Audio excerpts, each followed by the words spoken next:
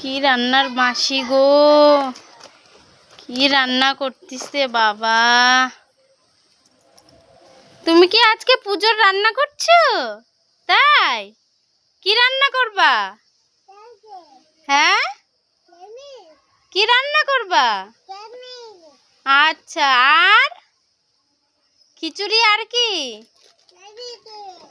নাব্বা? তাই এই যে সবাইকে বলে দাও আমাদের বাড়িতে খেতে এসো। মাম্মা, সবাইকে বলে দাও যে আমাদের বাড়িতে আজকে বিপত্তারিণী পুজো হবে, তোমরা সবাই প্রসাদ খেতে আসবে।